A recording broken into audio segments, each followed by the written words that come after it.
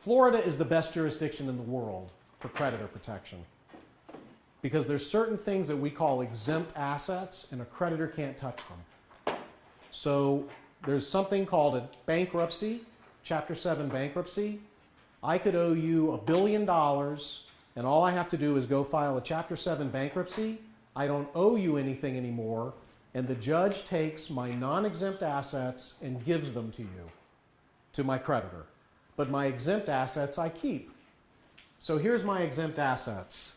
My homestead is exempt. Creditors can't touch it. Even if I buy it at the last minute with otherwise non-exempt assets, under Florida law, your homestead's protected. So that's a really cool thing. IRA protected, 403B protected, 401k protected, pension plan protected, 529 college savings plans for your children, both prepaid tuition and the mutual fund style that you could use on your children or yourself. Absolutely creditor protected. And then, even better, anything that my wife and I own as tenants by the entireties, which is a special form of ownership between a husband and a wife, creditor protected unless they have a judgment against both of us. So clearly, I'm going to keep most of my assets in joint names with my wife, and if I get sued for a car accident or malpractice or anything where they're not also suing her, I can file a Chapter 7 bankruptcy. I don't owe them anymore. They cannot touch any of those assets. So your joint accounts with your spouse, you have to be married, that's the unfortunate part, I guess, but your joint account with your spouse, you want to make sure that it's what we call a tenancy by the entireties account, not just joint with right of survivorship. And that's in your materials, and also if you email me, I'll be glad to give you more information on that. But if you're married, you want to put the assets joint as tenants by the entireties. There's something else absolutely protected called a variable annuity. A variable annuity is a savings vehicle. You can buy them through Vanguard or more expensive ones through investment advisors.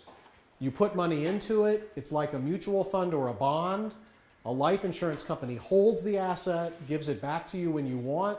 You don't pay any tax until you pull it out, and it is also creditor protected.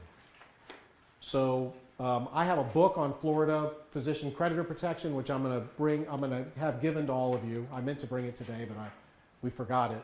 But it's not difficult to do the creditor protection planning at your stage.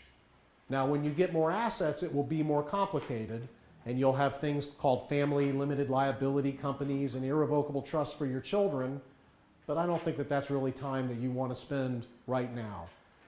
What I do, as I said, recommend though, is that you consider having your life insurance payable into a trust which will benefit your spouse and your descendants without being subject to their creditor claims or their next spouse. So if I'm married, I have a wife and a child, I die, the money goes to my wife, she remarries, the guy or whoever she remarries messes it all up, there's nothing left for my children. On the other hand, if I die, it goes to a trust. My wife is required to be trustee. She has a legal obligation to invest it prudently. She's allowed to receive whatever she needs to maintain a reasonable standard of living. She can direct how it goes among our descendants when she dies. That's never going to be subject to her creditor claims, and her next spouse is never going to be able to touch it. So if you have a spouse and they have life insurance, you want them to have this type of a trust mechanism eventually. At all times in your career as a physician, if you have more assets than is necessary to pay down your student loans, then you need to make sure you have your asset protection handled. What I mean by that is if I were single and I owed $120,000 in student loans and I had $100,000 in the bank, and if somebody sues me, all I have to do is pay off the student loans and my $100,000 is gone and they can't complain. As long as I pay the loan down more than a year before the judgment against me. and most lawsuits run 2.5 to 3.5 years. So fortunately, at this period of time, most of you really don't have the creditor protection situation. Another thing you'll need to work on, though, is if you have parents who have a lot of assets, you don't want to inherit those assets directly because your creditors can reach them, especially if your parent dies while you have a judgment against you. So you want your parents to have their estate plans provide that whatever they would otherwise leave you will instead go to a trust for your benefit. You can be the trustee, you're able to get what you need for health, education, and maintenance, and under our Florida trust law, your creditors won't be able to touch that trust.